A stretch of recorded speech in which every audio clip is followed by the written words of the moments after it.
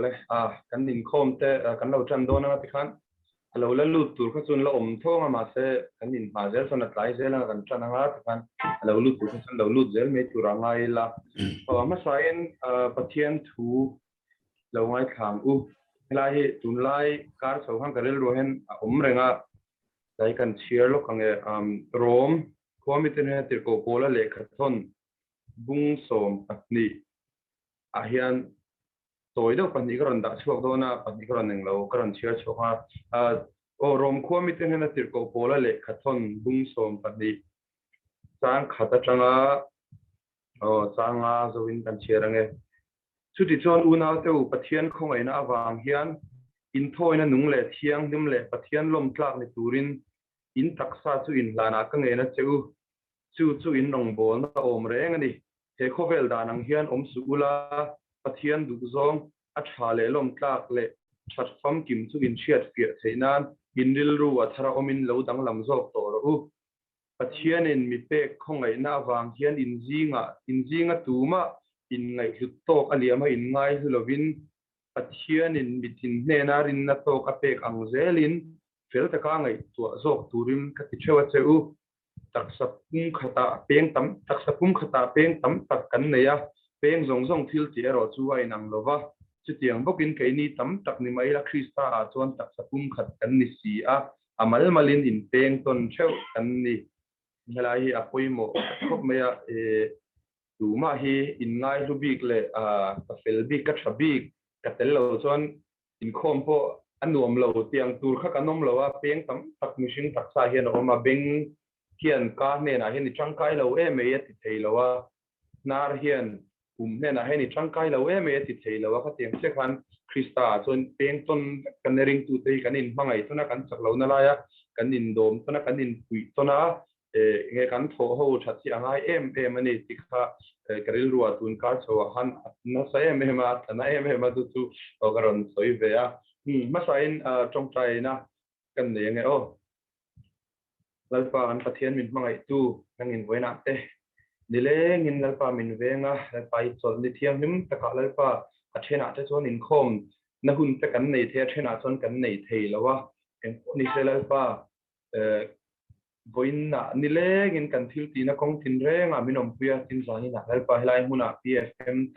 ลัลปานังมาเบียกนะหุ่นชัตตะไม่แต่นังมามินเซียมสักลมทูกันชิดเจ้าลัลปากันโปรแกรมซงคุณมังตูซงที่พอคุณเราเปียกันคอลทีระกันโปรแกรมอะไรป่ะอินเทอร์เน็ตอิชูที่อะไรป่ะที่ยังหาสัตว์นั่งช่างโตเทลกันที่พออะไรป่ะนั่งมามินเบงละกันริลรูซงอะไรป่ะเห็นข้อมาริลรูกันเปก้าโลกตะกันอะไรป่ะอินคอมเตกันมันที่เนี่ยตัวนี้เราเที่ยงมินนั่งมามินเชนสิลังเซอินคอมมินทรันส์มินโตเพ่งนั่งมามินอมปุยงเซอินคิมฮีโร่ปุยนันนี่เจ้าจุนจุมินฉันทำตัวอีปัตโฮเลยสคริสตามินลงทุเสจุมินตรอนดีเลยsharing ตัวเรารวดบิ๊กที่ข้าจะนินทุกันหันเนี่ยชาติที่คมไม่ก็ที่สารมันอมบุก sharing อมบุกจนอินคอมที่ข้าเรียชินลุทุกามีทั้งตัดตีตัวนี่เลยมีติ้งดังส่งเลยตัวที่ข้าเราส่งตัวที่ข้าน้องชีนะให้ได้หนุนง่ายไปหมดชาติที่ข้าลงมันก็จะอันนี้ชวนทุกวีโถนักบุญพากันเราห้องที่ข้าโถดูในห้องขันนนโถเลี้ยมอูลาแต่กันเราชินเชียงตบโดนอินโถโซเวกดูข้าในลิสต์กันนนเชื่อชัวร์เลยไม่โดนเนี่ยโอ้ทุกวีโถดูในด้านหุ่นห้องเรากังฟูนะค่ะกันสวยเฟียลูกงะเมียนมาร์พัว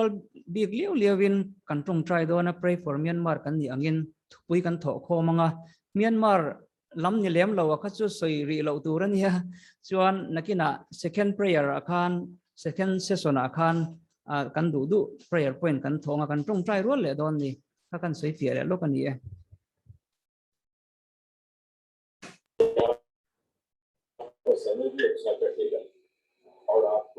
ผู้เจอร์แมนเมียนมาร์ลำพังท่านอมาค่ะพุ่งเองนะว่าแต่บิชอปบอลและเดซี่เตหกขานินตุนายอันฮัสสันนักค่ะรอนสวยเสด็จตีละ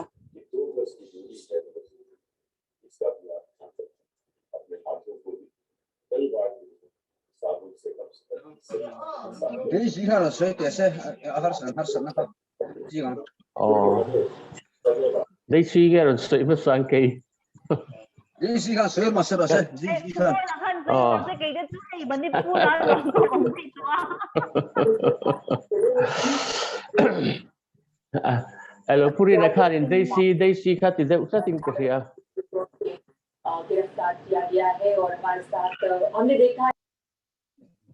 Daisy han report ro le Daisy khan ro se cái chú có sự lại tận trên cái sự lâu lúc đó nhớ tụi nó cần râm hey tụi nó news cái sự đó là cho nên cái chuyện luôn đi mà mình luôn phone mình luôn phone cái gì mình luôn inbox à tụi ta sẽ cho đi mà hiện nên sipai motor so mà luôn lu ta kan ngay trả lâu khóc mấy anh tia hey sipai hậu hiện nên trên state lampang he anh thu biết điều nghe mà thì tôi khóc hiện nên tuần lại tu Christian thì hiện cần cho nó sẽ em à hiện nên Pathian ven him na kan mi le sa ten an chan theih na turin tawngtai ila chuan NUG sarkar hi adin theih ngei na turin min dil pui ula achan tu barmaram hi sipai o be nan hnuaia lo sei lian kan lo ni awang hianin hei kan lan chua tur ang hian mipui te kan lang chuak thei lo ne chu hei mi hmu sit mi ram zong hmu sit tin kan oma chu wang chuanin hei barma mi kan mi to hi chan mi han min lo hmu sit nga ve ringom zela hei te wang po hen ma ni a hei in sit na tam tak te hi mipui te han kan nei ani chu wang chuanin nghe ngai kan ron o chen don cha hei dimo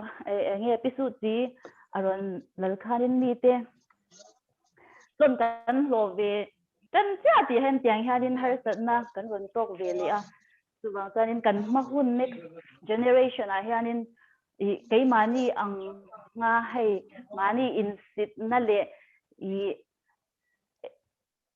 hey mani in ngai ngep na te om to lo wa thang thar te na khoi san taka bar ma mi kan ni tia hay zalen na an lo chang ve the na tur hianin hei bar maram tan hianin min dil pui ula NUG sarkar hi adin chhuak thei ngei na turin chu tawngtai thu pui ka ron tho ni ro che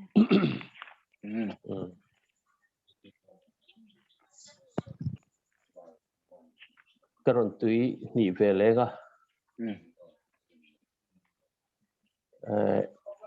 NUG ti kha mipui sarkar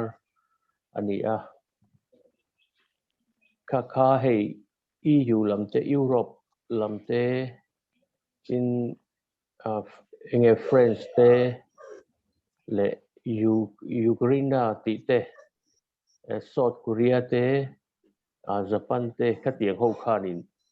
tuna hian I sarkar angin an lo pom ta alo mo be maya hi enge kan tawngtai na Pathian in min chan na ani kan ti lo thei lo wa I chuan tuna hian UN a le UNO a le American sarkar anga te po I parliament a khan low parliament a kha chuanin ei American pon an ngei to a I chuanin ai sang zoka an la ngei to le do na chu tiang chuan kan ram tan hian ani ami pui sarkar alodin chua thei da turin NUG hi kha kan tawngtai na ni se I chuanin apani le na chuanin tuna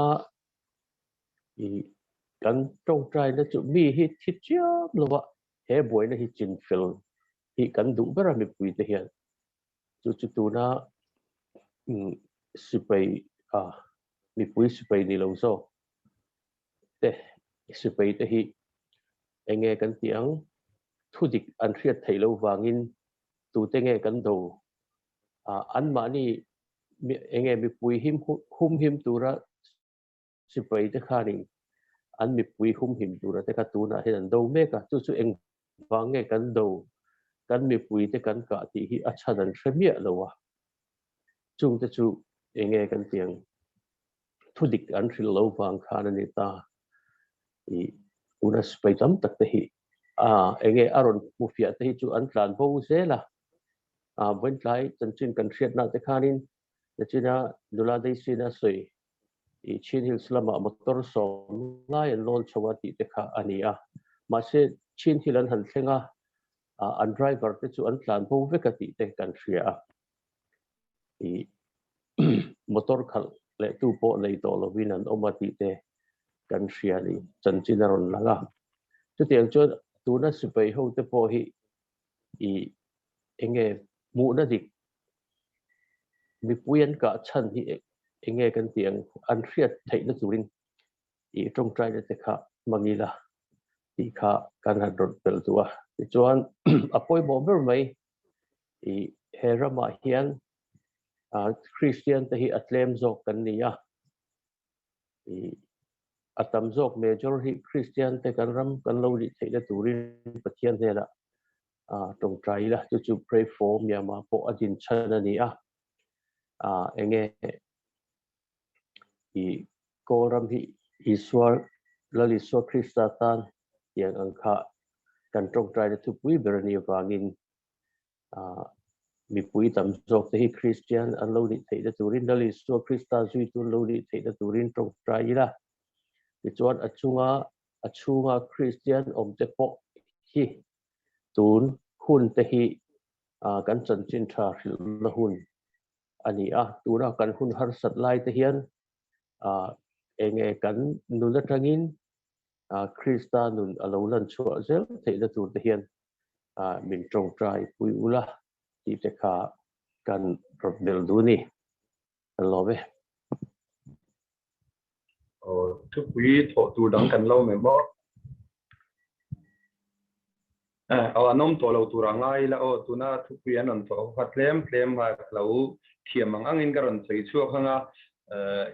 la soi an chei zo tia boka kan la shet tlang tu rangai la ma sabera chuan tidim lama ring tu te tan tinia chuan mipui sarkar adin chan nge theinan chuan anram Myanmar ramina ma lo son theinan kan ji langa chuan kubola ron soi kha nge thinan na satak boinan na satak nge palthang khiralawa tuna Myanmar ram boina chin pela ni theinan khan kan jil bokanga tin atam zok hi ring tu ni lo buddhist sa khozom tu ten dia Christian anlo pun theina turin kan ji sak bok don ni kan thu pui kan thok ta khomang khan kan zain kan thong trai nga atop khar tu khan ring deuh khan kan zawai kan shiat tan the tu kan khal se Pathian ma kan zain chok trai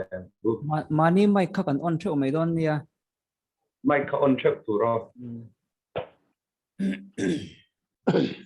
Hallelujah chung nong ber ka pa ro kuile chiang him zaina hian lalpa kanon trai le zoom kal klangin lalpa zaina ron khop song te ma saberin kan sual ni mai dam la kan zawa yan tak san ma te lalpa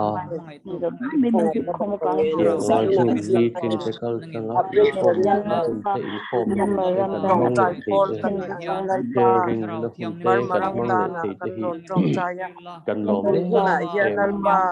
lalpa idela lom pai motor som la ya kan tla driver ten tan bo ni ti kan sha lalpa kan huna pathian hian kan min ma lai tu chin hil ram ki ru khoi le ma ma man phoi ti ma te te kan harama te ngin mal lalpa chen sani lalpa chuani idela Christian hal saka kan kan pok che man in le lo chana lalpa nun na chanin jau Tol la lal la pa ten kan kan do Pathian du to tak ra chung ta ta na chuan in sai chare na pi te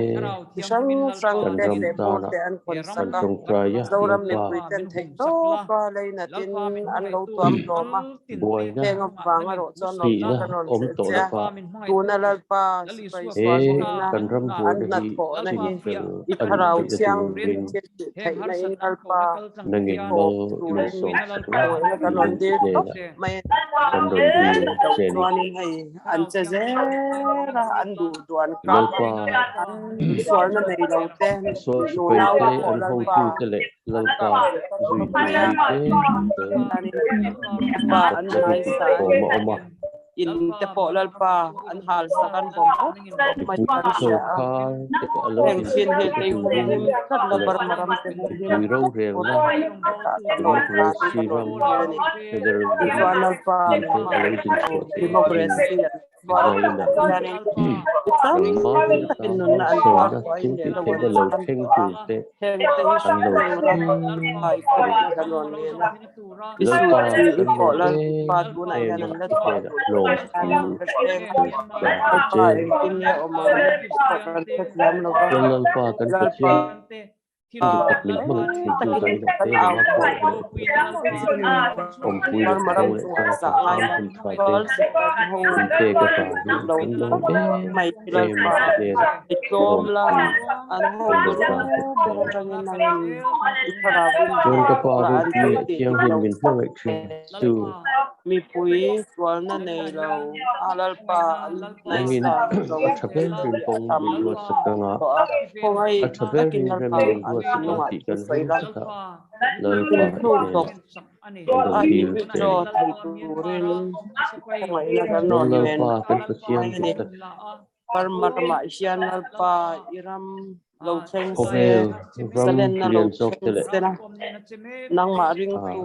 Europe lal pa lam te EU lam at te lo khuna in iram France te salen na Korea te nang Japan te maram salen na lal Ukraine pa te lo ni theina le turin iram lal lo pa thleng ro se ti hi kan ron ram ngen dang mai dang ni te ei tu na Australia kan te member pray for India Myanmar te om par Colombia madam te pang una bishop NUG Paul te tu moi te sarkar te si te kan te ti ma te mi dal te pa na ngin mal Burma min song so song sa kan turin member ite ta da na kan ron kan ti ron te ni boka rong bol tu te zong zong he chuan har lal sat pa na kan pa pathian du sak na tak pe min hmangai thin te tu la ka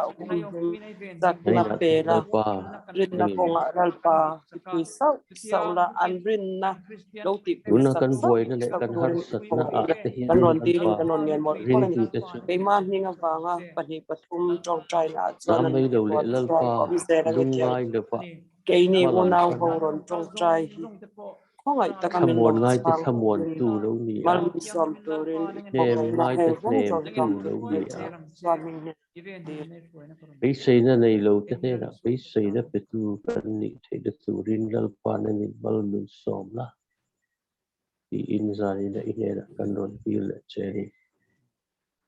lalpa kan rama hian lalpa mipui tam zawk te nangmah he kan buaina revelation atanga nulamah hian lalpa Krista lalram le Krista zalenna sakhaw zalenna te lo thlenga chuta chuanin lalpa Myanmar rama mipui tam zawk te hi Christian te thanlenna punna na akram alo ni kan du'a sanina nan ma ne na itan puina kan ron ti le ni kan ram hil Krista ta na lalpa kan du'a Krista lal na ram biturin kan du'a sanina nang ma ne na ta mal som na kan ron ti le ni sanina lalpa ite na kan ram awanga lalpa kan lom thu sei na te kan ram ta na lalpa thaber tura nang alaya iswa ti anga nang i omnal ma pia nga chuan lalpa thatna alo lang thin an khan nang kan ro rel tu kan ho tu lo ni a nangin mal min som sak turin i khowai na kan ron tiu chen chuan lalpa zaina kan du kan ron thlen te kan be sei te min mu tir la ti in ti na ne thole kan dal pai so mingin chung song song chu kan ram di le che Amen. LALREMTHANGI Pautu Pathian truck na la in bot sayang te lan tu ri lo so mang.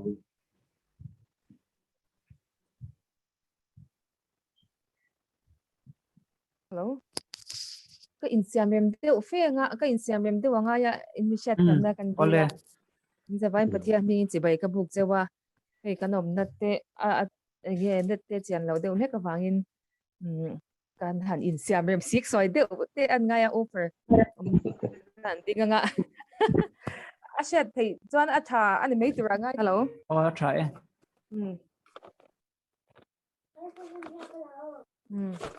Pathian phang na la ka ron sak tur hi chian ri no mi swa ti kha ka ron sadon ni Pathian pakle choi moi nan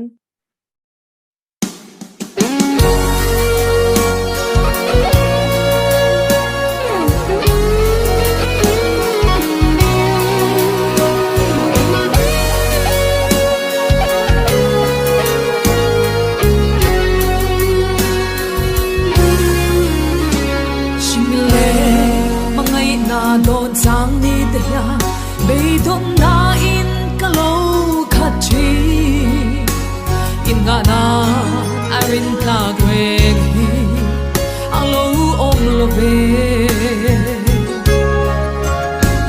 mangai tu emo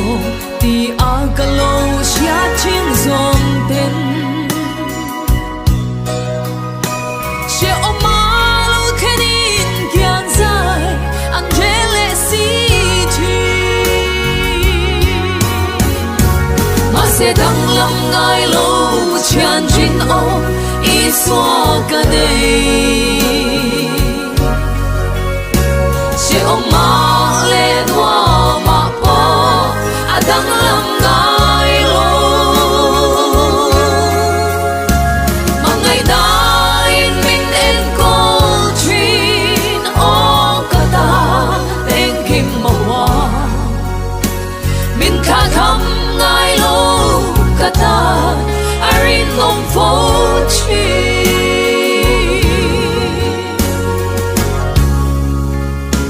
swala ya alunga ya sau chang ni te ya nem tu ngain ka rum chi na chan pui tu la ya sa vi ka lo vai chi mangai tu emo pi a ka lo sia chin zom ten mo se ta ko min kyan sai angele si chi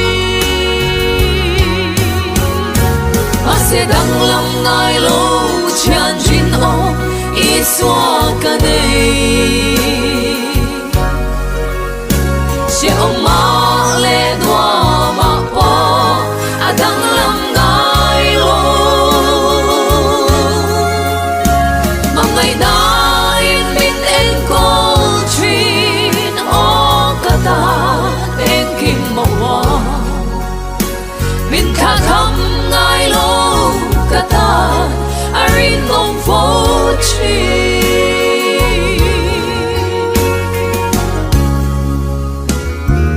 mangan bay dom na to chang ni te ya bel tur song in katlan china chan tu nga ya lung nga ya zawin karum china khong ai tu emo ti a kalo sia chin zong ten ne tia angele si chi ma se dang lam ngai lo chian jin o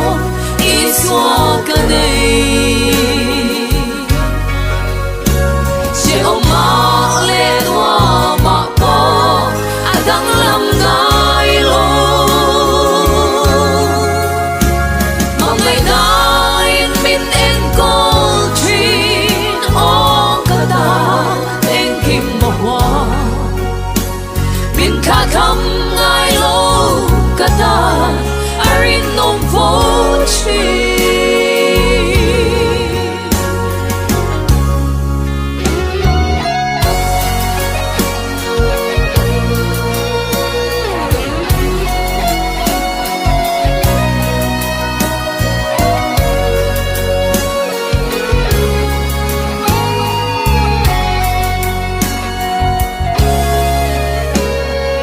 mangan beidon na to chang ni te ya bel tur song in katan china chan tu nga ya lung nga ya savin karum china không ai tu emo ti agalo sha chin zong ten ne tia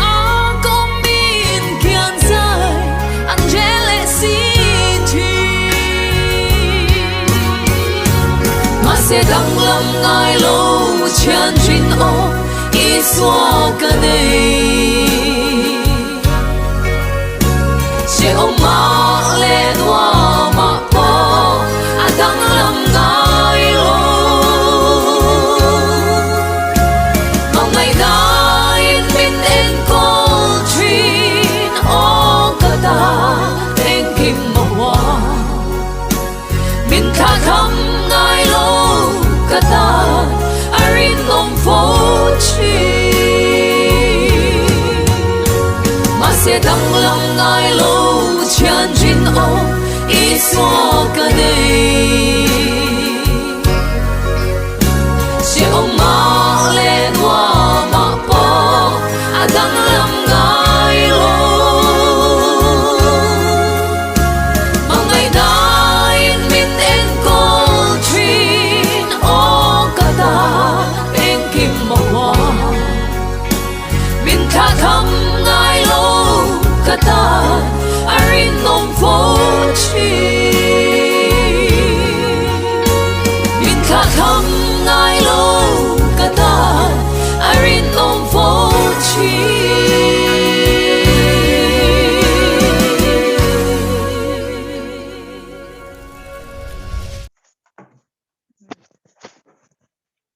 lalpan at fak sam se ole lama remi kat lom le mai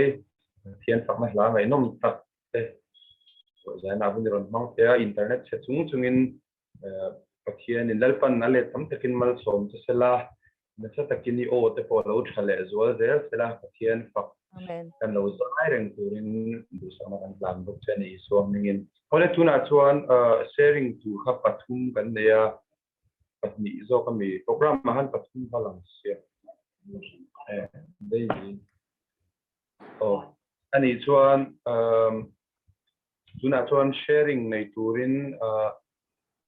piseni kan lo so manga hun kha non ren se tun tum chu ren lo di kha minute nga vel turang kha tuna piseni ain bot sayang te hun thakaron mang turin non share turin non so me tu kan lo Janina Zoom program te min shai theng thei tu la li sa Christian hin tu pakin amro te amen is a what be for Myanmar te group member zong te la li sa min ti bai ka bu net te woni dal pan mal so net te ro te amen amen ase to he kan hun te nok ka min lo se in ba se na po a tha tok lo le a he ko inia ko kan thuak ka program ti nya pathum na vela nya thuma kan nei ve lu nga ka in wa se tok lo le a e zani na ran jing te hau hi pathian khoi na ro pui tak kan sanga som na neu neu te kan han dong ve kan kal thuak ve lo pa zani na la ya a voi thum na tan kan on lang ve a kan se thiam ang te le kan ti thiam ang te e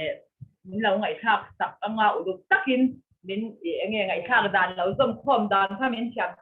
Doña Chica, I'm saying, Sanjin Chamatai, Bung Pum, Pata Jampan, Gorontia, Ramasa, Tung Light One, and Chimra Uba, Ramso Night, the in the Dai Halera, the in the Dai Halera, Pushidin, Alaukala,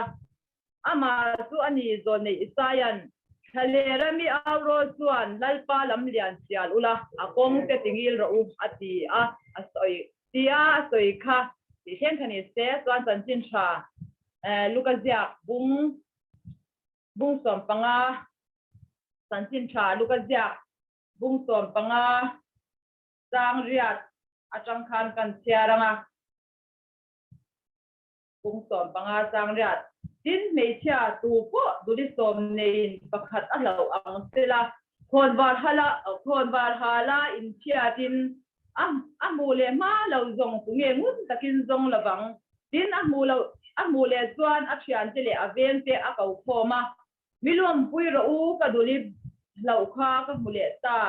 atchin ka shil ate u tiang bokin pathian ban tir kau tesma a chuan visual pakhat sim tunga alom thin ani lalpan atu kan siate kan zatan malmin som sakro se lai thu hi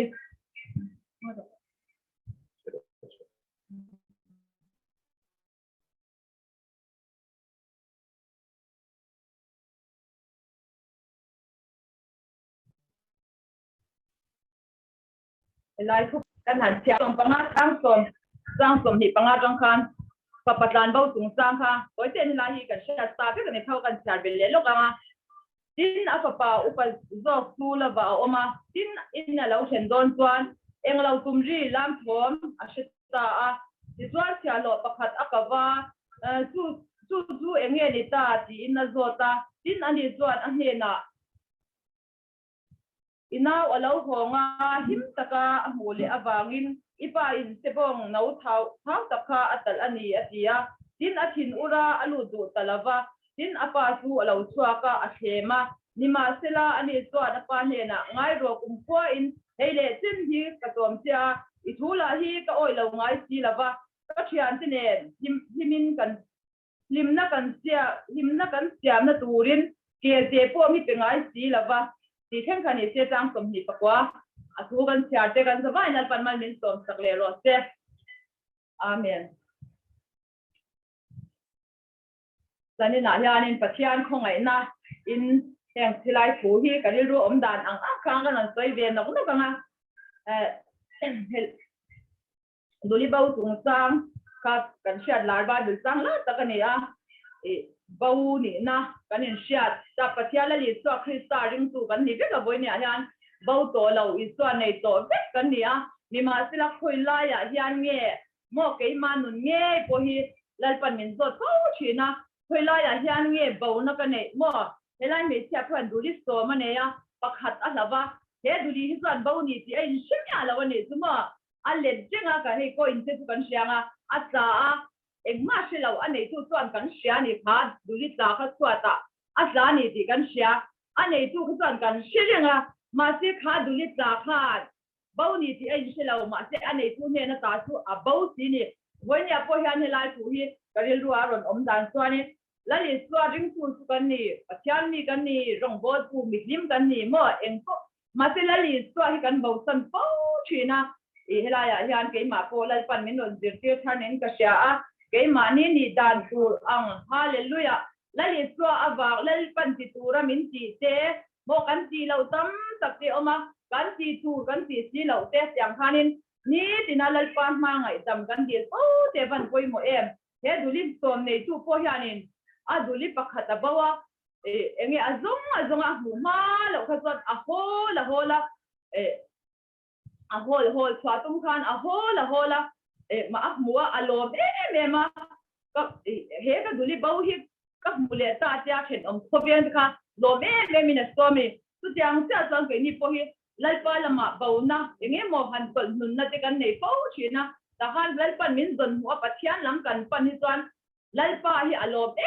don ani ti kha zani na hianin ke po karon ser ve du a hilai sang hi chuan ka patan bau tung sang ka le ru om pakhat su ke te phut nun hi tu na hian kan ram ring tu te mo tharau mi te ke te phut nun hi kan nei na se le ma i sik na mo rong bo tu te kan in ka pa milim te kan in dawa tharau mi te kan in dawa kan in ei la ba kan in te to na he pa patan bau a uzo khinlung hin hun ta kan ngai to chuan anawa pian pui a enge a thisen zom pui ngoi lali so a hu apa mangai na tima ale le kha a una nu to a una pa san lom pui mai om ma se a lom pui mi a lo eng bange kan ti chuan a I sik wang ani boinia po hang ke ni prayer for Myanmar te hi eng din hunange kan din te ni eng ang din hun nge ani mo ke mani cheba han midang I sig na te mo rong bol pui te mal som na tan the lom pui chin nge I sig chin kan ni ti kha ke bolal pan min lon zo ta su kan ni na mi I sig chin te mo kha chin te thin jim chin te kan ni ti ta hian lai pan ke ma po min lon zir tir ve nin ka sha a ke te phut nun ti kha ka thin lunga oma sulai nun tu Pathian mangai na chuan min tuam dama mo mangai taka he patlan bo ang han acha min pe ka du mo mal som na le en kim min pe ka du min tuam lo man du ma se kan mi reng lai khan men ma pa hian asira hianin min lo be ve thina tu la li so sak ma kan ne kha koi mo ve in ka sia tharau thiang lim puina chuan ni din ngai dam dila kan ne the ni ti kha zanina hian Pathian lo puinan ko ron ser ve du a tuan he la karil ruwa om pakhat ma se ase don tu ga ron sei lawang hilai ma thai bung thum tu ka lai pa lam lian sial ula akong te tingil ro atia Pathian thu hi zu aro pui me ma soi sen po ni lawa soi zo thei po ni lawa ma se lai toi te hi lai pa lam lian sial ula akong te tingil ro tia pia for Myanmar hian lai pa lam lian kan sial tak takim harau thiang nim du da ang tak takhian kan kalanga mem Pathian min tir na huna hian kan om tak takim min da na hun le min tir na huna hian kan gal tak takim ong sial tu hi lai pan tun huna hian khongai na huna hian chitam takleng kara hian tharau rama ong sial tu hian ke ni prayer for Myanmar te lai pa lam lian kan siala Pathian du ang zong anga kan in pe ka hallelujah lai pa ro puinana taksa re ru tharau dam sunga Pathian mal som na tang tura athara kan in pe khi zanina hanga du be bema ke po lai pan tu min som na le min ko na ni ti kha karon ser ve du a lai pan kan zabai tan mal min som sak lo se amen Amen. tôi tên cái lâu trong trai lúc điểm Amen. lâu trong trai lúc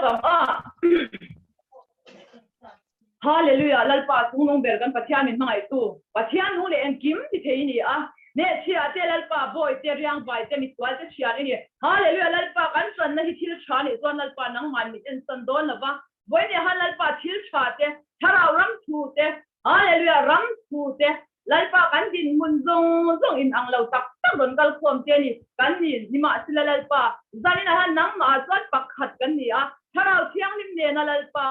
hallelujah duang zong lal pa nang ma kong ti kan siala lal pa mi dang lom te kan lom pui thea hi sik la lal pa mi dang te kong kan ken thiam the tu rin kan tharau nun thi lal pa nang man min thi sak sak la lal pa duli bau anga lal pa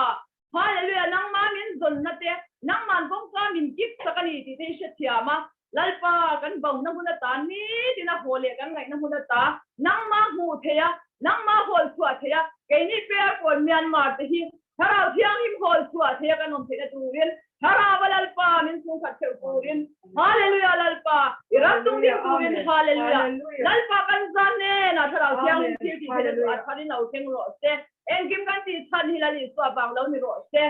en kim mi thu ni se I swami kan on dile amen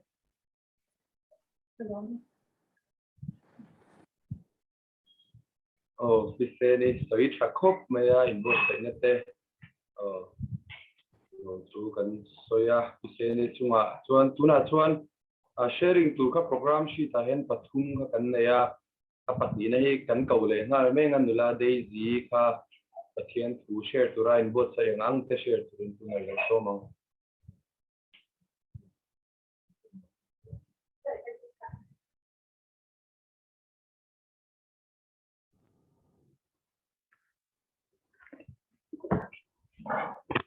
PMF member zong te is wa khista min te bai ve kole zanina hun khel tak boina tam tak har sa na tam tak kara Pathian thu share na hun lalpan min bot se saka kalom ema I PMF committee member chunga po lom thu ka sei do a tin hei zanina hen kai po thuma minute exact min te ka shelawa thu soi hi ka thiam lo box se eng tin ye o nang ka cha pise ni kha soi toi thiam hi ka ti to ka pise ni soi to cha ka in what soi ve dan ka lo ni min soi kha ta dai bok cha mak ka tia Pathian in tu la tin yang ka tia amaro chu a toy zo in karon jep tuk ve nga engi o ka suyang dia ka ngai to le ta ne chu na hianin hei cái mà hi cái bộ thật tất cả cái invoice sai thấy đâu à chân chu hei class headache khi cả về này chu ni cũng mà chẳng khan nên ni cũng khan baby te chon an siang a chon pray for member group member chon kan siang a tawngtai thu pui te po kha kan ron tho thina te chon in na sa takin min lo tawngtai pui thina kadam to emo ka tem ni kum chung rong rong khan tharuk chung kha I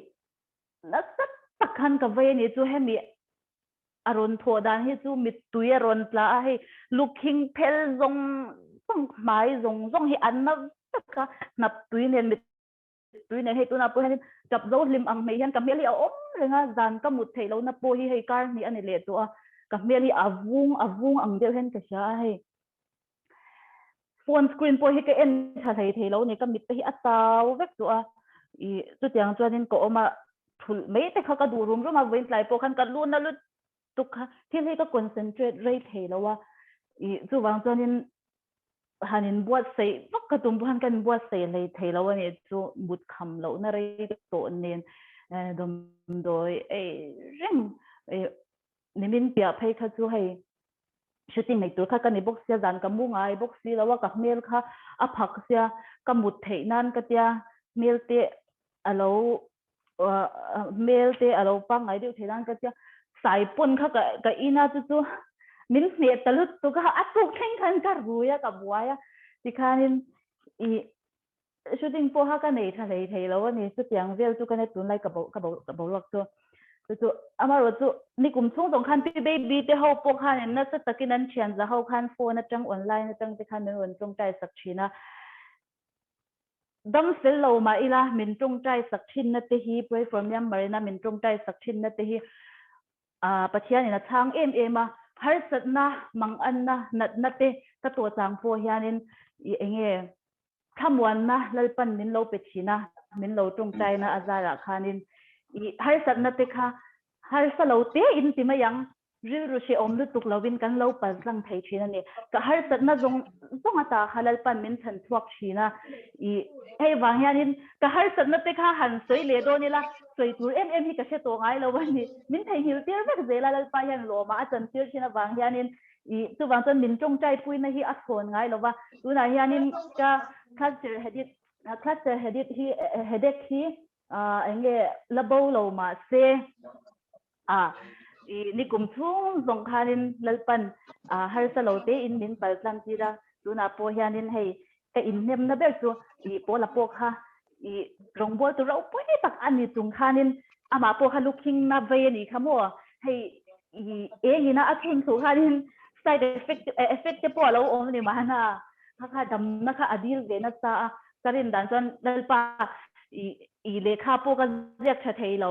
thu po ka ngai to tha thei lo te pon Pathian a corruption ka ring ani ama ro chu lalpa khanin ati dam khar lo ka khongai na itana to ke ati a ka thil ti thei na hi mo ka thil ti thei na hi chak lo na a sin ti fam ki mino om ni ati na thang ta dai ni kha tu wang planin ke ma po Pathian in min ti dam khar lo ma se enge te ko po la po kha athi don theng alu an tan don theng khanin le kha thon Pathian thu khamo isen Pathian rong bol na kha a thok ani tu wang planin ke po hemi wang hianin heng ka har sat na to te hi enge Pathian na kalau saya lo pola le Philip kha Philippine khwa akhanin vok level an ni lai khanin vok level an ni awang khanin an lo man ni lova lalpa nangma min vok kan tuala kan lo man ni an tilova mo vok khang vok level an tor te khan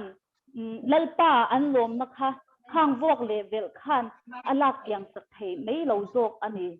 kan se thia ve har san na chu ban ka to te hianin Pathian ka lom na kha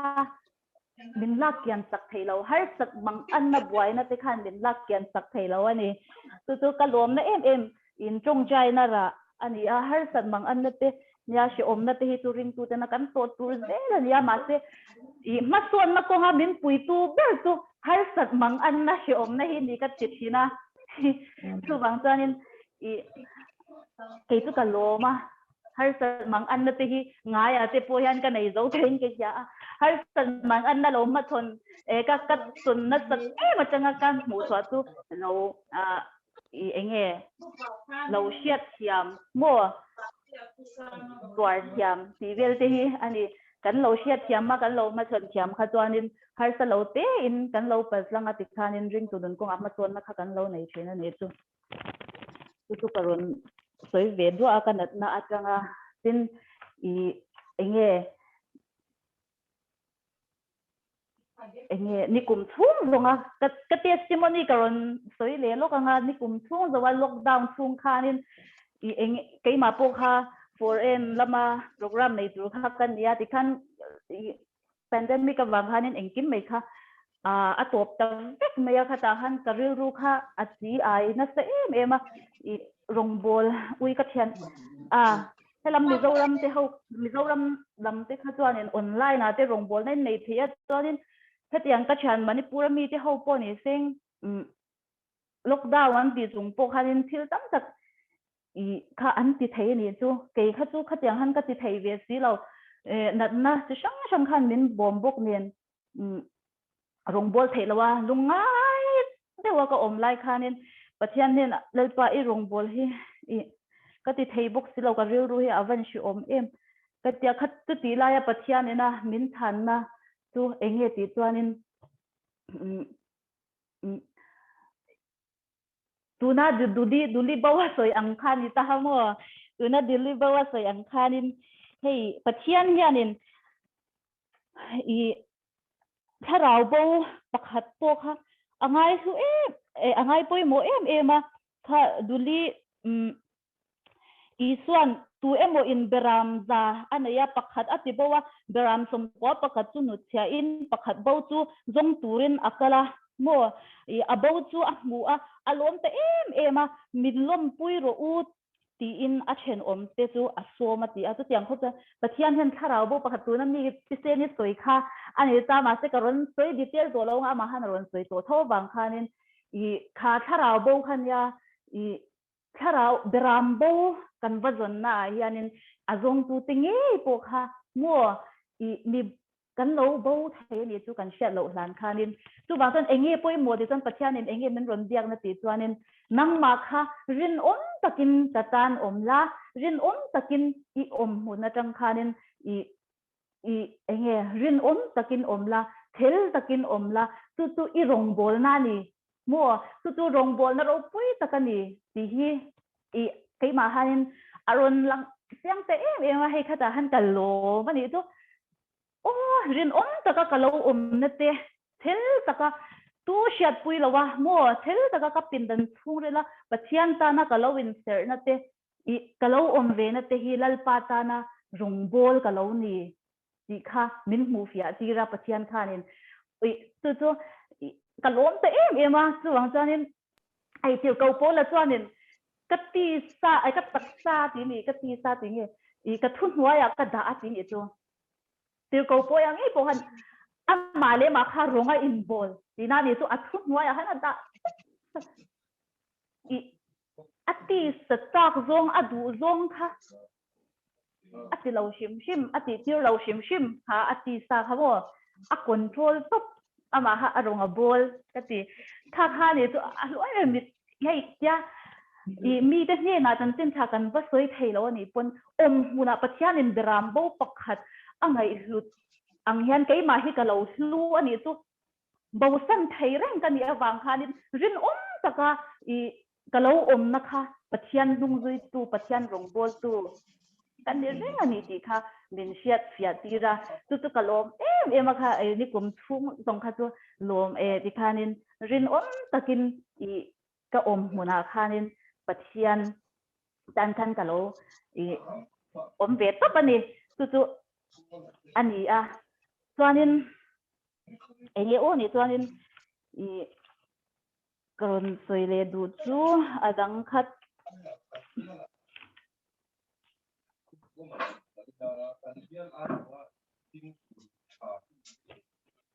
tun lai a hianin hei hun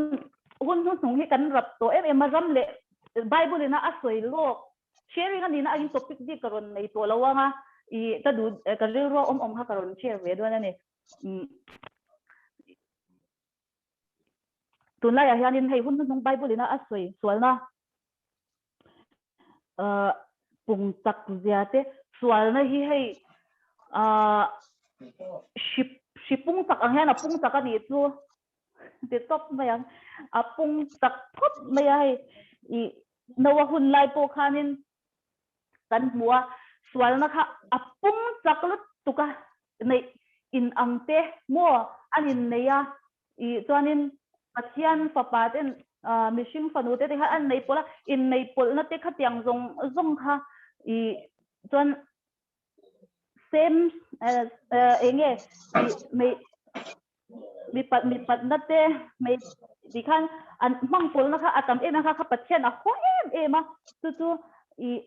chu wang chuan in khovel kha ti boral vek atuma amaro chu kha ta hanin Pathian ina mishing hi min lo mangai zia hi ka ti chu I khatiang kho khan Pathian thina ura I ti boral mai lo voi le khata ti boral mai lo khanin kum za le kum som ni kha huna la pe ni chu mo kha kan en ton turatan nga tun huna ko hianin kanin en fianan ka du em chu tunai hianin nawa hun lai anga isual na ai na sa po hian tuna hin kan sual to ni khang hun lai khan Pathianin hei I mishing an sual zia asoi kha khatia sual na mishing te an tluk tak nu kha chu an tluk tak nu kha chuan thil eng kim mai hi alo thena sa zual zela lalpa view po in mishing te ril ru swang to zia reng chu sual lir ani fo mai ti alo sheta hial mai ani mo I mishing te swang to na zong kha sual lir ani chuanin until ti po kha a thadon lo ti kha achiang sa ani chu tuna ngei po hianin I kan until ti ngei po a thadon lo ti kha achiang sa a thil thalo atanga thalo le zwal an ti zel wangin at to pa phei chuanin leipum pui hi tui let mangin lalpan ati boral ve kan kha mo khatiang tho khanin tuna hianin I mishing te hi sual na in kan khat to kan suan to na po ak sual zo to chu tia a sual e bang chon kan rama ngei po min aw hlaya lo te khin tai le min aw hlaya chu aril ru swang to na te po a sual e wangin a thil ti te po ha sual hlera lo ni ta ami tam takin enge an kan thiat pha a ti hianin har sat na kan to pha a chubai ram le ramain do nga nam le naman do nga ti zong Myanmar nge a po mitin tu na kan lo mu thei ta ani Pathian soi lok na te hi Bible na soi lok na te tu na a theng dik me ka tu bang chuanin I nawa hun lai kha chon Pathianin kum za le kum som ni huna pe a tun kan huna hianin Pathianin kum eng zange hun min la pek don mo Pathianin huna pe tung po khan tunge than dam na longa chuang du le lu du le Pathian thu oi du kha an om lo bani tu bang chuanin cái mà ni tuần hôn nghe po hianin kan fa te tan kan fa te tan le kan tu le fa te kan mipui kan ram tan te hianin na taka kan tawngtai apoi mo ka tia mo sia nu na hanin I thil enge anuna en ton plak ka ti em chu enge ti chuanin I mo sia kha try to row pui ani a Israel mi te tan khanin arin om thot ani mo try to tha kha avat ni chiang em tak soi du om ja chu enge ti chuanin I tlang atanga aron thuk thak har obang khan mi pui te khan an ngak theilawa I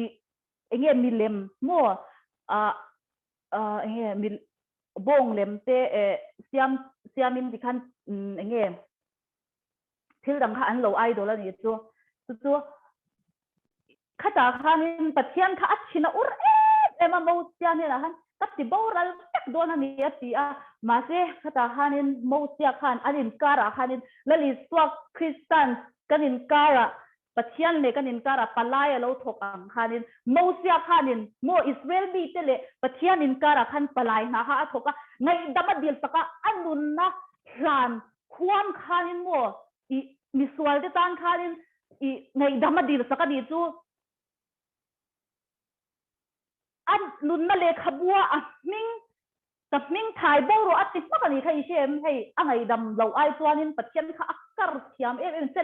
selo te tur nge kha na karani chu khatianga hei an swal dang te po ngai damani theinan khanin ama nun na kha ahlan huwa mani chu mo kaini mishing te tu miswal tan hen mishing te chuanin miswal tan hen kan nun ka han ngam ka ring lo kai ma po hianin mi thatan chon ka lo hlan ngam mei thei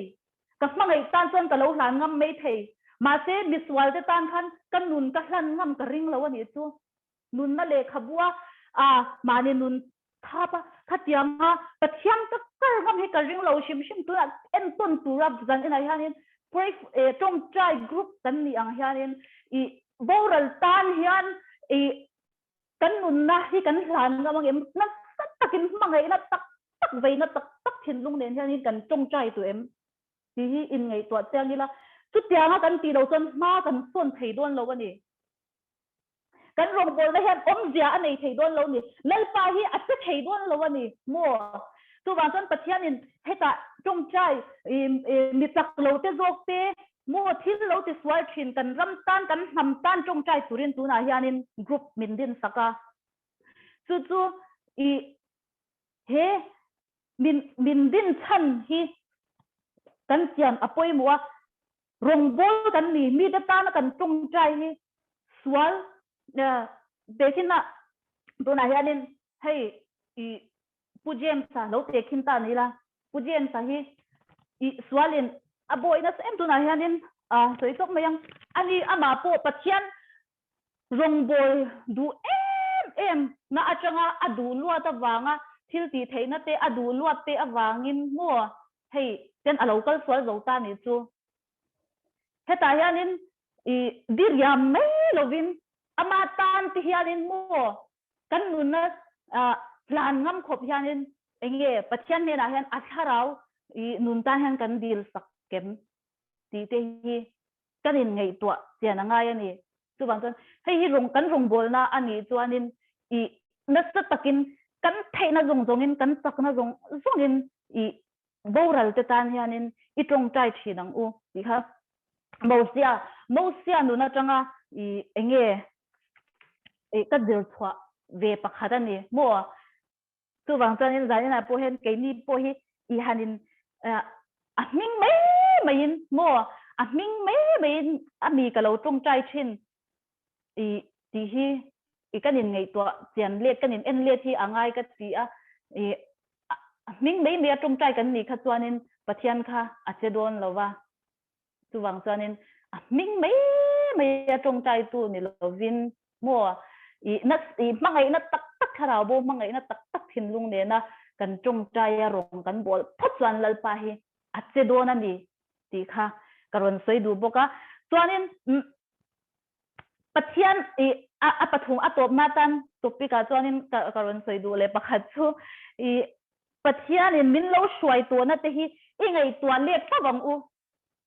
kharawa kan sak zel theina turin mo kan nge zel theina turin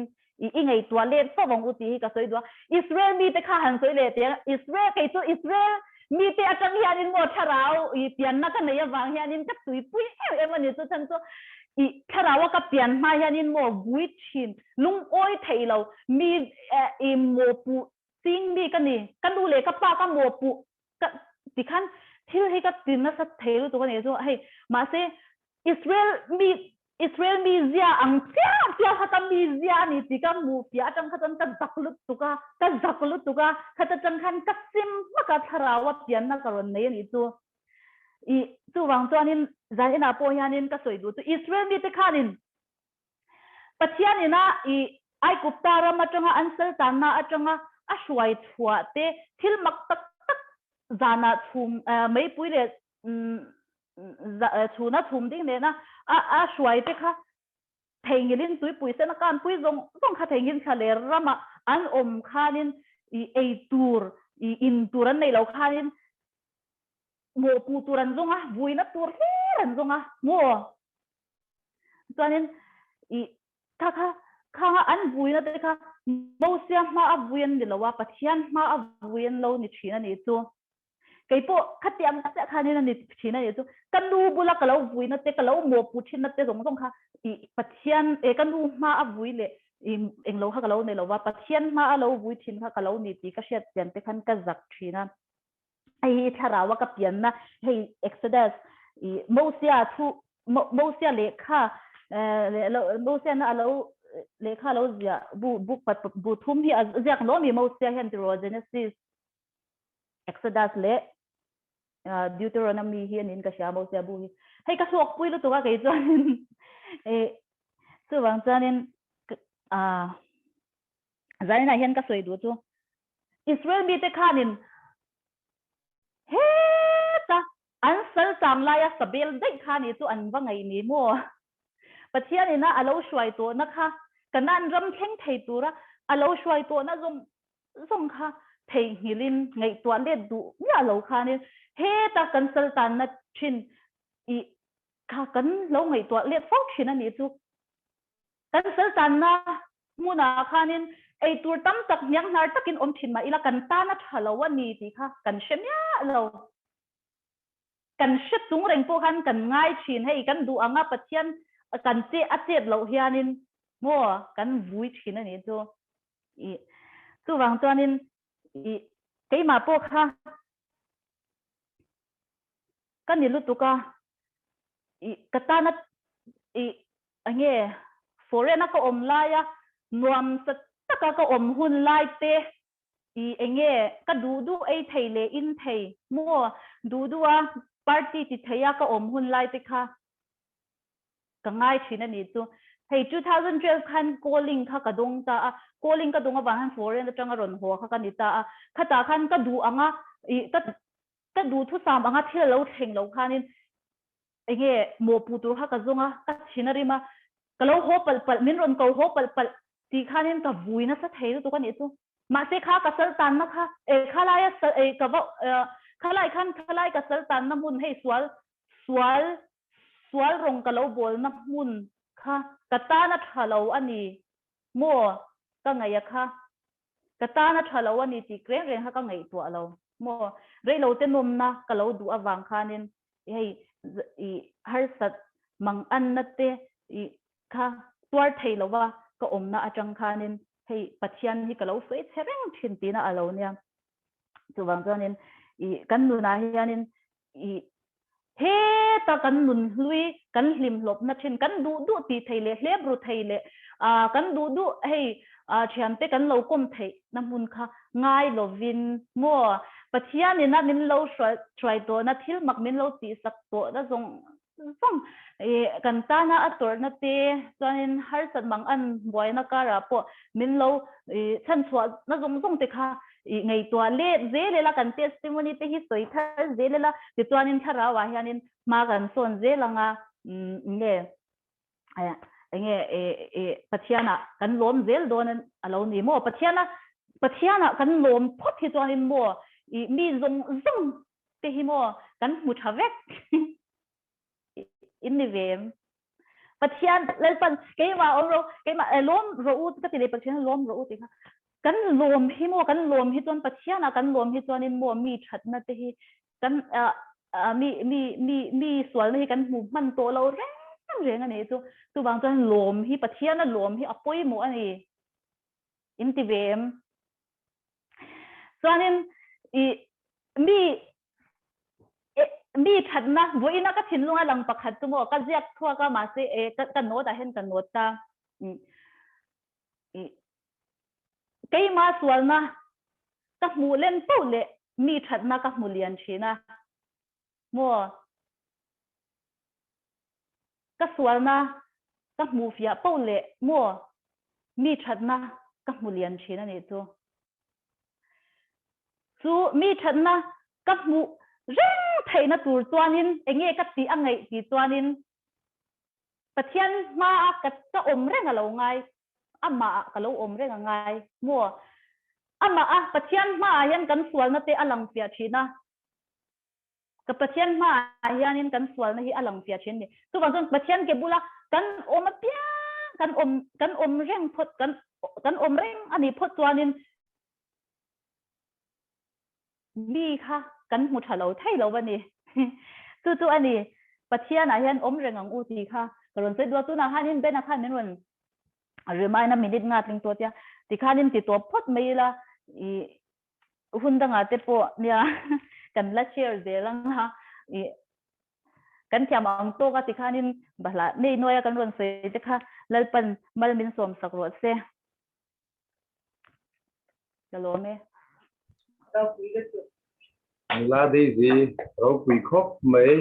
ale pe ka sana tarmon thei to me nga galo tia Pathian enge polna le khatianga tan jong te kha kan lom puya khai na sa lo flo zo ve turin du sakna kan lan ko kan ni chon aw tuna chon sharing pakhat kan la neya kan kau le na me nga thindang kan tawngtai rol na kha mi zo kha lom don na chmi ma chon sharing nei turin pilin dai kan so manga hun karon ren lo se ni po amma imbo se nang ang le Pathian na soi turati zong karon in bun ruak turin pilin dai kan so me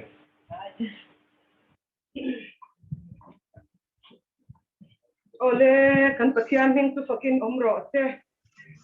lalpa mi te ma a kalauding theia kalo ma kawan nei ka ti a nan ina hian ka u naw ka thian te na hian enge kalau se rang tu o ka ti a Pathian ne na ko kalaudi la tuan kan Pathian ro pui bermin mangai tu lal Pathian te Pathian hi ro pui bero se zan ina hian praise the Lord amen enge kalau ser wang tu o ka tia ke ma ai po a tharawa po spiritual enge mature te po kha in ni a amai ro tu ke ma singnun kal thau na konga enge serve tu kalau tak ve shima kan Pathian hi chat ma wangin elo helaya hian mathaya bu sorry sang som hi pakata kalau tuyanga lalpa mitina tu vandama an lut lavanga kapa vana mi du zong ti tu te ero tu an lu tang ti a imingin isu te kan soin imingin enge ram huai te kan hot chua ka imingin kilmak ta kan ti chin lavem ni an lati ang tumi huna tuan nang ni thil ti swal chin tu te u ka shengai lovat te u kan ne na ta kal dor u ti in an ni tu ala shilang ati a kalau chair lord de le kanga kalau am de banga helaya hian zauha bungli tangtom ni palia hian kadu me ya tunkar thawa han he elo lalpan he tu hi katlo chair fo to ama se lo poimo mani ti ka tinunga aron sia kopa zauha bungli tangtom ni palia Pathian chu tharawani asibai bu tu ten tharaw le ti ta tin si bayan buk turani ti lai hi ka thin lunga yan awahan poimo ta ring tu ka di hian lalpa kal kong ka zona a hian eng ang in nge kalau vaten chin ti ha ke ma hi ka in dar thalang harve em nin ka sia a poimo in achul ka tilu tu ka kan kal na neu kan he ke ma ni training na mol thwa hian lalpa hi kan thang tak kem kan thin lung hian va present chin ma ila again mange kan duaya khami calculation je la ti te kha ka in zo ta ni kha ke ma khan again ni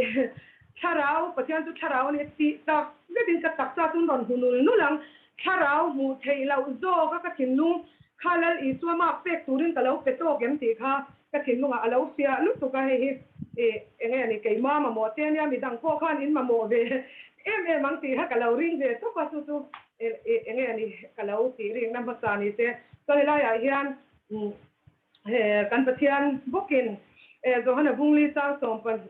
lia hian tu po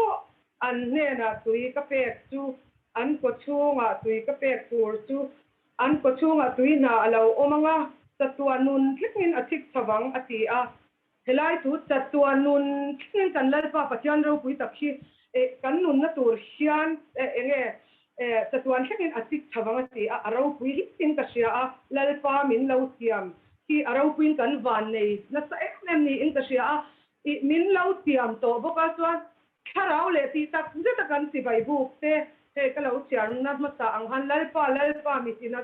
vàng cho mà cần lù lâu tuổi giờ thế min lâu xịt khắp mấy á pa vàng han cái mà han nghe này ở đâu pin cái hay nghe này cái mà ni nun cần cần công chế vào hiện thì tập khá rau lại pa vắt khăn tập nàng hi nghe này apoi một em in cái gì tu kalau tiri pakan ni se tuan mathai abung som pakatang som ni paria ta hian nang ni thokli rim le puri phur zong tong te u kan de na lo kalula keiman ka tol ti rang te u ka hong kolba tu la kan de na zero u tu noi ro le ri ruwa in ngai chu takani ti chuan in kharau tan tol na in mu ang ka hong kol chu anwa ma ka phur po azang ani ati kan pathian hian min lo thiam te min lo shil te hi arau pui ema tu wangin ama hi tharau le ti tak ti bai kan bu ka kan wathan hi apoi mo nei ke ma hian tun kar thau ti mai la ka mi ron pol na ni hi lo serve tu ka ta ema in sha to nu chu ni ma te kan han in reminder hian enge ni ke ma ni helaya kan lo pai ve te hi athol ve hok ve la ka wang han pathian hing turo pui be ro te tuan kalau tei ve le no ang go hana bunga ta so pa dia ti ong phala la ke in kal toro in de na ti tu tunge ni an tia an zo ta ni ma sela adama chuan ati dama chuan tunge ani ashelawa chuta chuan mi pui tak kan uma wangin I chu akal bo ta tia ti ni khami to hana bunga tang so pa nia se kan pathian hi aro puya shetiang deu turin ke mani chek ko hi kan na mun kan training na mual chewa hian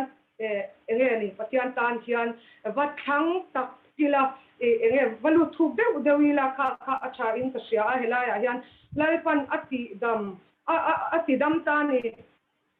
ati dam tu pathian ko shelo khop tun ko kan pathian hian min lo ngai zia te hi kan siat tian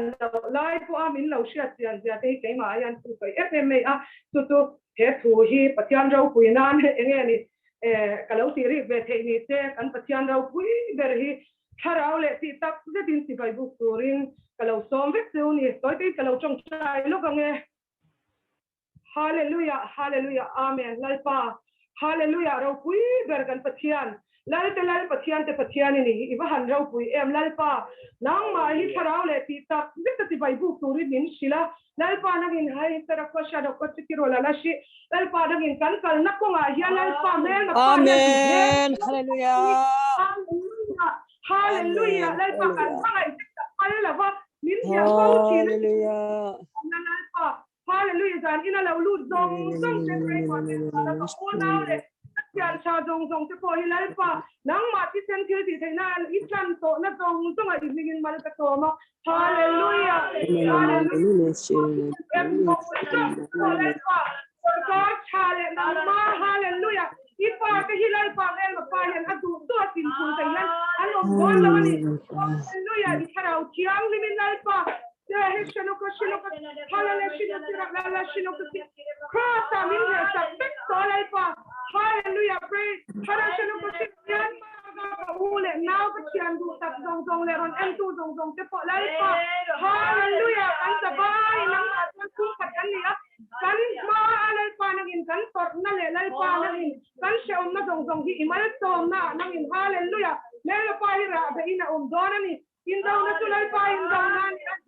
tulay pa tani. Hallelujah, dan ina halal pa. Mindaw mo nga pintunong dan ini ilay pa. I-Bible kiyang lima ipatahimin sila. Nang magayan siya tuzong te. Nang magingin ka daw dali. Hallelujah. Hallelujah. Raw po inalepto ay mo inaletong. Nang malaw na ikungkwa ang sasali na yan. Hallelujah. Tuzong tuburemin sandam tu. Kanlay pa do tagi ko Krista min karon dilet se. Amen.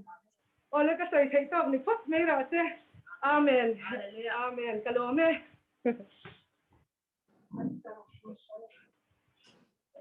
Kilindai sorry chakop mai kun karen lutukin galau sia nom lawa Pathian tan chuan กันคุณกันเป็กเวฮิจูอัตเลมลุตุกโซกันตีเทเวเทมเทนดีอาชวนส่วนกันนิ่งเราตุรังกลาวงกลากงายาเปียกเมมบาเจโปลินไดโปไลปันมาสมเจลสิลาทิลตินกงตินเรงอาตวงสกัดติเจลตินตุรินเทียนลินมากันสมมันเอHallelujah.เราคุยกับไม่จะเล่นสุดเสียง Hallelujah. Hallelujah. Amen. Amen. Hallelujah. Amen. นี่สวดสวดไว้ทั้งหมด Hallelujah. Amen. Amen. Hallelujah. จะเล่นเสียงจุดข้อเมื่อเจ้าพวกงานไทยละสารอินคอมเราคุยเจ้าข้านี่โดนที่ข้าเสียงเรื่องเมื่อเสียงรอนในตู้เตซงพิเศษนี่ดูแลได้สิเล็บลินได้ที่ช่วงอารมณ์ถูกกันนสวยนี่วันนี้ทุนอาชวนตรงใจรัวนะคะกันในเลโดนะngaทุนอัมพสาขจุเมียนมาตันบิคาเนี่ยทุนอาชวนทุกปีที่พวกเขาดูข้าถกเถียงตัวngaทุนอาทุกปีถอดูในที่กันนมสักทิ้งหุ่นห้องโลกังอ๋อกันถอเวลของโอ้ประเทศซาละแล้วตุกาเฮียนกันขวาถ้าเรามีเท่าข้าสมคอมินตุกเรามาเฮียนประเทศจอยมวยนะคะเสียงเวกตุมาจู่หุ่นตะกอนกินนักการตาหลังงะจู่ที่งานกงอาจวนเลยละมาจวนกันอีสานนัดเตะมาเชที่งานประเทศเนี่ยนะลมผู้สวยนะนี่ล่ะก็ตีจะตัดส่วนทารามีเต้าเตะ我方上มีแต่กันให้ส่งข้อมาจู่ตัวแต่กันในเทียนตูรินเลยน่ะกันจุงจ้างอาเฮียนกับพี่รู้เทนูป่าเลยโปรสร้างเตะนูป่าเนี่ยนะพี่ก็กินลมก็รู้สึกตุงเท่งเฮ้ยประเทศเวียนนาฟังพี่เทียนกันกัลเทนเตะเลยจริงเราจุงเกนี่ยังมีหมดเตะดิจิงก็มีละกันนักเตะเทียร์ฮีแล้วป้าจะฟักกินน้ำร้อนเสียจู่ตุกันหุ่นมันตัวละกันตรงใจมินเตลสักตัวรินยังการันเงี้ยเนี่ยจำนุราที่สิค่ะเราเป็นทารุณต่อสุดเสียโอ้จำการเกี่ยวกับผู้สิทธิ์เราเนี่ยโอ้จริงๆเราเสียโอ้เลย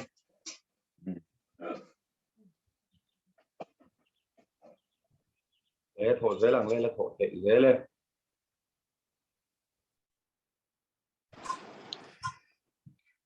ผู้เจอร์แมนก็เราถอดเว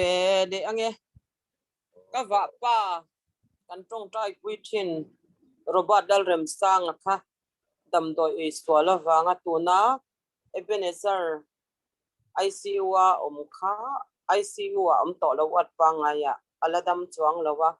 ตุนเฮ็ดทัศสมนั่นนี่อะไรหัดชวักไทยละวะขมิตานะคานินลัลปะเฮียนเองเนี่ยสวยตัวโอ้กัตยาไอเพจวานินช่วงเตะกันเอาเตะกับของไอ้ลูกตุกี้อันนั้นนะฮิมินลักสักต่อไม่รอแล้วป้าตะโกกัตยามาเสอีนุนน่าจงอ่ะทุกันในแล้วว่าแกนี่เฮียนินปะเทียนโคตามินหันลักหันปุยเวเลตบไม่อุลติค่ะอีกรอนทอเลตัวจวนินกันโกดามเอ็นโคลตูเปอร์อีกัมมันเนซาร์เบอร์ฮิตัวน่ะยันเจ้ามังไงทรินิตี้ฮอสพิทอลละเอามาเราจวนบ่อยน้อยแกนี่กันวันเสาร์ไทยรีคอกซีแล้วว่าจูวางจวนินเจ้ามังไงอีรันนุ่งสเตะข้อสิกเรตไทยเราลุนเรื่องไม่ตานะขมิปะนิตานะคันกรอนทอเว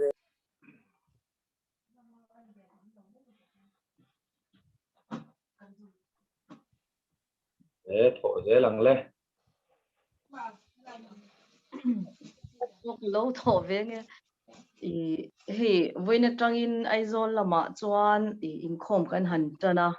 thì ni te po pial mun nei kanin kan veng te po kan han Inkhawm chana karil ruwa hemi kan Inkhawm na hiang khat kanina kan thupui dali lam khanin pathian chi bai buk na la khan soi war le meya rau le ti tak zeta chi bai buk kha chuan chuan he kan Inkhawm na hian ocean shwai tu lu pera tanga member davai meya pathian tharau chi bai buk na tak tak ne na biak buk khi kan loi the na tur hianin Tawngtai hi ril ruwa aum lian ve khop meya i kha le chen kha kan Inkhawm theilo biak ina chuwang chuan he zoram pum te na biak ina kan han Inkhawm na hian Pathian tharau le ti tak zata chibai buka mitin te zalen taka biak buka Pathian tharau zalen na ne na kan loi tin tu khan dilila thain kan sia a tin thil pakhat le chu man kan han committee tum khanin nula sang zwali lungleya Tawngtai martyr kan han ti kha i ama sha dreng na ang kha i nge ke ni group ang te khan buat seila tha kan tem ti kha thu kha kan pass kha ni a i kan va contact china ama kha mei thai ang deu ama chu omania in chunga khan atupa te pati khan oma chu mi number chu kan chung te thopui te hin lo nia kan va contact kha kani kalo soi puya tia ani kha tlema tunei tu ve ber khani mela i khatia nga enge ni vc te le wai me te hone na i ram olrem chang mel ai kha chuan hemi kan kot vel anga hianin Tawngtai buk te chu saka ama sha jeng lang hun nei me kha a thalo mon o ti dewa chuan ke manin ti khang kan enkol chun zom reng theinga ti te kha lo asoya ti khamin ron phona kha Pathian he na zaina hian hla nila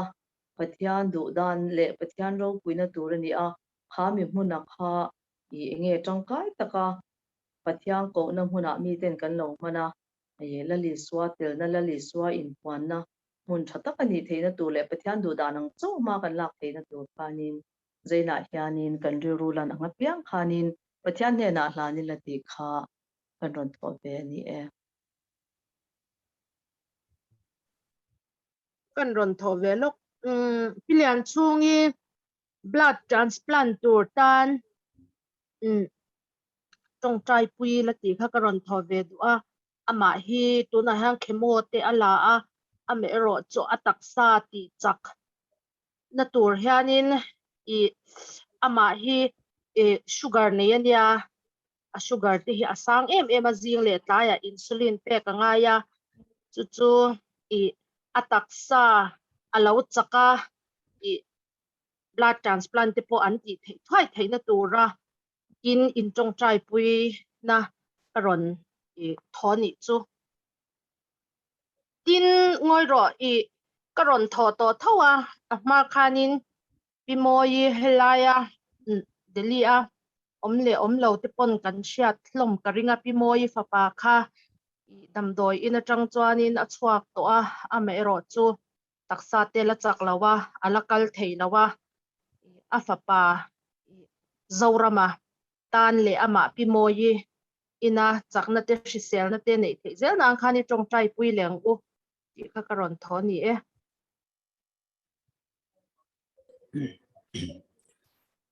kalau tho ve lok mai hei Madhya Pradesh a hian kanom na hi barua khuwa niya ti chuan kanom na tanga kilometer somli pariat a vela hla a biakin kan same ka tuna hian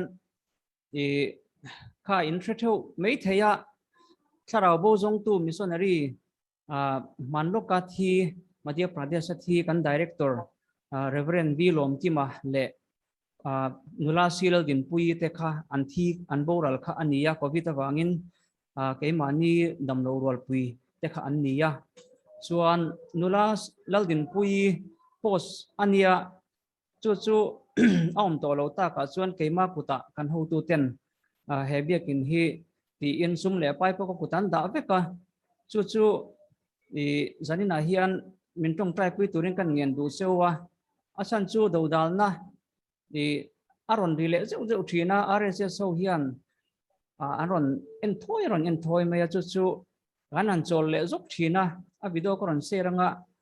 ti chuan ka thopui pa tun a hianin anupui te aizolan oma pa pakhat kum khat mian neya pu lalrem ruata ania chu zan amu thei lowa nasa takin enge thido nang te hian ngai chang te om thina enge ni depression chu ni chi alawanga jingdar lidar thum darli dar nga chobelen kamu hil thei chau thina ti changton daru ka te mu hila khatiang kha tun lai chu adin huna niya purem ruata alo dam theina turin akala lungte po oma natna neuna banga khopmen no puyom box si lowa thakwa vel anan in huto lowa tuna hian adil rongai to na te po kal thui ve le a pathian hena min hlan pui don nia purem ruata tan le kan biakin sakmek tan Programe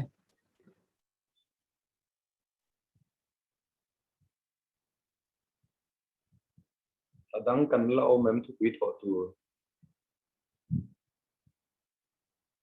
om to lo wan yang su le là thu pi khao hau kha yang kan soi le zu yang a kan shet le football la pakhat kan rot ve lo ko nge o i athu pui kha min la shet pui thawin ka ringa hemi vaccine covisil kha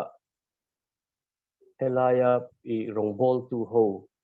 ke mani ta han le che vela rongbol tu ho ta tan khan i kan trong trai na khan min dil pui to a kan rot to a ti chuan tu na hian India noi ruk vel hi aizola hian kan da reng to a vaccine hi covisil vaccine kha kar ni le ti vel hi kan ngak to rin ai kan ngak ri agre khop mai enge aron thlen thei lo chan le kan mu thei lo chan hi enge tak kan ba set lo ke ri chuan kar ni chuang hi kan ngak to chu zani na hian pathian le na tong trai na min han lan pui ula covisil athami kan mu thei la turin tim mayang chu tong trai na zani na min tong trai pui ula ti chuan kan mu a chuang taka helama te kan hon chho thei la tur ten zani na tong trai na tu lama chuan result lom om tak kan hriat thei la turin pathian le la min tong trai pui turin karon rota di chu Programe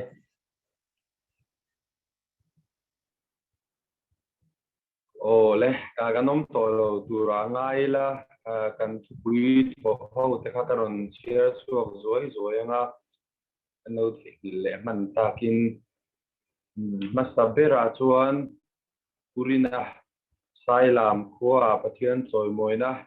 anei tu tong taka an nei theina hunan man theina kan di sakanga chona padina numa khumi wa apa robat la rem sanga ebenezer hospital a omtan chuan an kudam enkol tu zauha ngai Trinity hospital a ommek ran nung se khosikre theilo tan khan kan dil bokanga chuan aizola mizoram mun chang te Inkhawm te thei to member te kan Inkhawm lo rei to ko chan member te Inkhawm zong te na thindung le ti tak zeta pathian chi be an buk nan le tharawa zalen theinan kan dilanga chon nula sang zoli tong trai martar pola buk sak kami tong trai buk kan sak tur te pokha enge a thaber chu ke ni chong kan shelawa chunga te po chon pathian na fin na min peka a thaber tur te aron chu te turin kan dilanga chuan billion chungi blood transplant tur chemo la mek bok ania taksa chaklawa chu mai ba ka sugar nei ani boka atan khan damna kan dil sak bokanga chuan lom chu soina tur pi moi papa zora madam doin reng ron chuak towa ase taksa te la chaklawa ni po nga that zuya taksa te a that chho zui thena turin kan dil sakanga tharau lam damna ba kan dil te sak bok don nia chuan puzori na te thona MP an bulan khobula biakin an sak mek har sat na le boina engma te lo tuang taka an sak zo theina turin kan dil sak bokanga chuan bulalem ruata puzori na te tho pui tho kha ani kha na neu le kha na neu kha nga ani kha atan khan dam na kan dil sak bokanga chuan football ase thona lam pang phan le chevela rong ball tu tena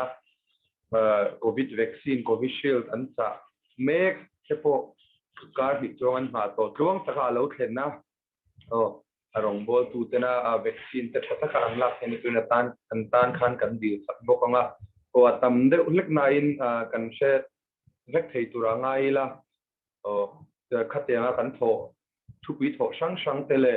ke mali na thul nia kan she jong sok te mangin pathian ne na kan chong chayanga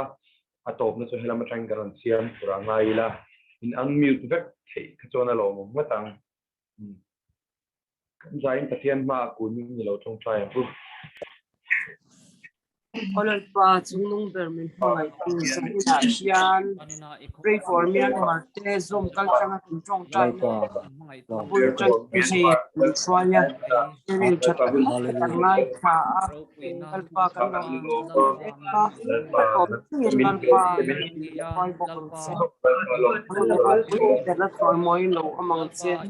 kalpa pray for chong chai lalpa tại là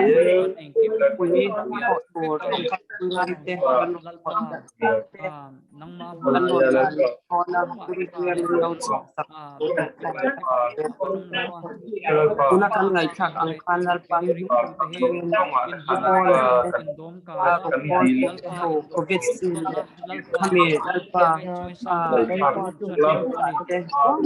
lalpa an bay se na lalpa nangin ilo vaccine chatan lak bin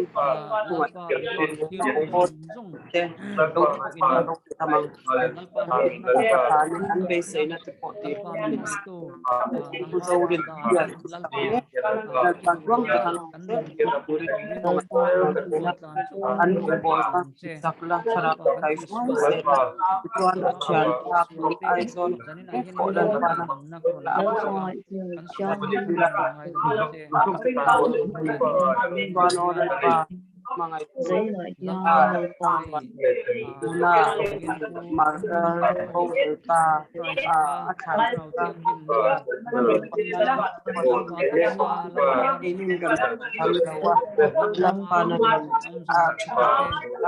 Hallelujah,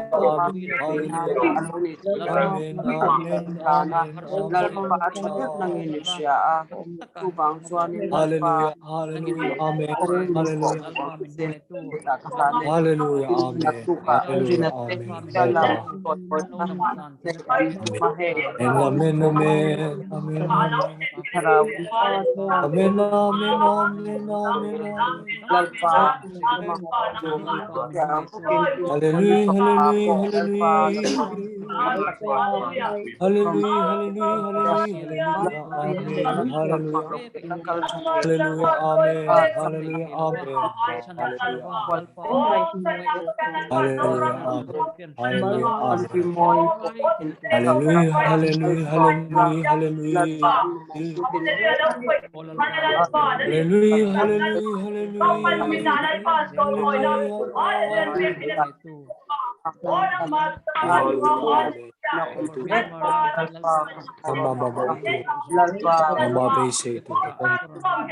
lalpa nang ma base ya nang cha o nang ma ngai tui hal te o lalpa kan pathian nang kan mo na zon theva lalpa nang ma kan base dan che po en chuan tam takinan base ang che en chuan lalpa kan pathian a base sang er ka ro chuan lalpa rin na zong ne chak na zong ne ma base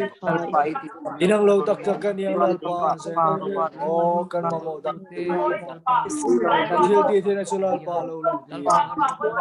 Hallelujah, amen. Amen, amen, amen, amen, amen,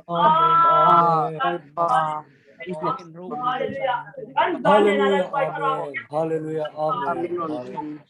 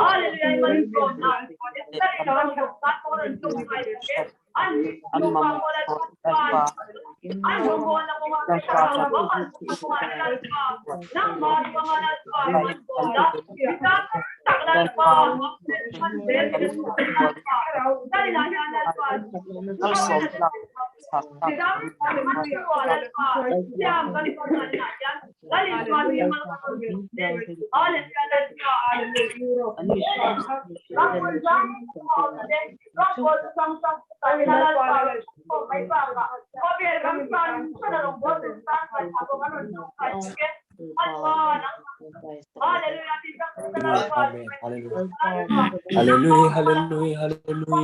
hallelujah, hallelujah, hallelujah. Hallelujah, hallelujah, hallelujah.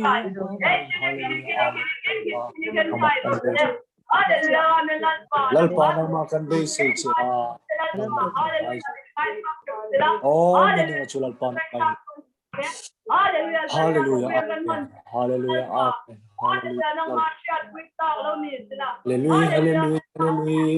hallelujah, amen. Hallelujah. Hallelujah, amen. Hallelujah, hallelujah, hallelujah. Hallelujah, amen. Hallelujah. Hallelujah, amen. Hallelujah. Oh, nakamin tayo tilaw tu tilalpa. Hallelujah, mani yung lalpa. Nung malaw nung damdam ni. Hallelujah, haraw hilke min te. Oh, nang chaukan ng malaw niya.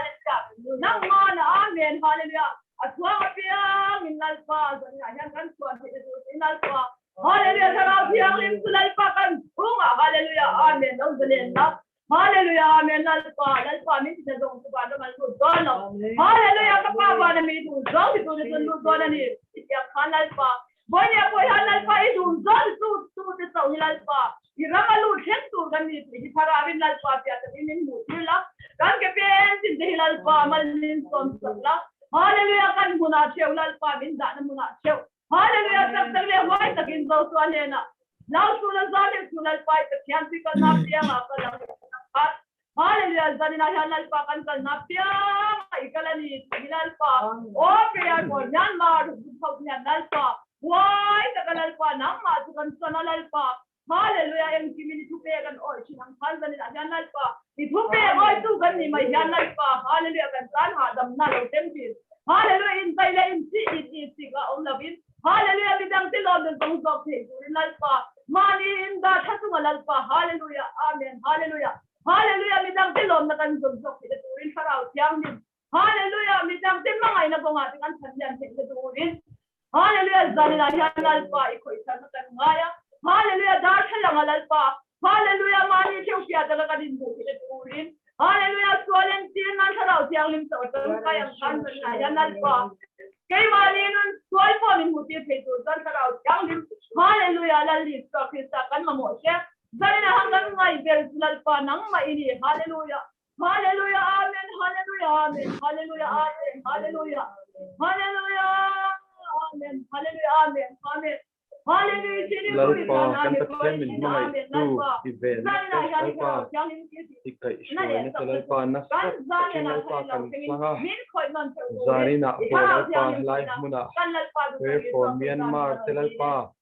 Lalpa kan lau kuna lalpa kan Inkhawm zungin lalpa ikharaw thiang dimin nang mamin chen sila lalpa sharing ron nei zong te lalpa zai rong bol na ron nei zong te lalpa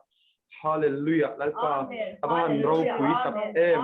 lalpa pray for Myanmar te lalpa kharawa min shoi na thi lalpa aro pui kan tia lalpa hallelujah imal som na kan san zong te po lalpa kan cheer seng lawani lalpa lom akalalpa irong bol hi kan ti turani ti hilalpa kan lo shiat charalpa ibnung zui tur hian lalpa taklo chung lalpa bor som chung po lalpa nang ma be se tat chung lalpa rong kan bol zel thena turin lalpa e group ti lalpa alo kal zel tura te po lalpa nang man kharawin pin na te rem shiat na lalpa nang mamin teng se in lalpa Pathian ni min pek te alpa kan lo mang zo le dona kar thar bul kan lo chan le to don alpa kar tuanin alpa kan ti tu sang te kan tianga alpa kan zir lai te pon alpa kan zir lai te kan zira na thok te pon kan na tho te kan ti zel kan sun som don ani alpa kan til ti na tur zong akar tuanin alpa nang ma min veng la remeti chon alpa Inkhawm le na hun tha te pon alpa nang ma min siam sak de lang che rau pui na zong lalpa zai na hen ita ani angin kan hlan che a hallelujah he group hi lalpa lo nang man shuai zela lalpa kan khen china pia nga hen nang man ma min son tir zelang che en kim hi lalpa I rau pui na ni se chung zong chumin chandam tu ifa pa thole so Krista mingin lom sei chumin kanon di le Amen. Ole tuna chuan puzori na te lama tangkhan secretary lama tangkhan chuan tur ome mok program committee lama tangkhan cái mà làm trong số đó em lo wa kan cái về việc theo te po là theo ha em chuan tur kha ome pi baby te lama tangkhan pu la te kan chiat tlan tur Programe committee khan in Tuesday zana piang yan program khan siam chok thi na mo ti khan an ro tar lang le mai tura ngai la tuna chuan lem lo niang lem lo ni chuan kan lalal biak na a twin kha tha ka tia kan zain lal pan tong tai da min ji ti rang kan tong tai nga chuan kan hun te kan ti to don ne purin na ko khan an mute te lal pan tong tai da min ji ti rang ni tong tai ang tu kan pa Manami nim om se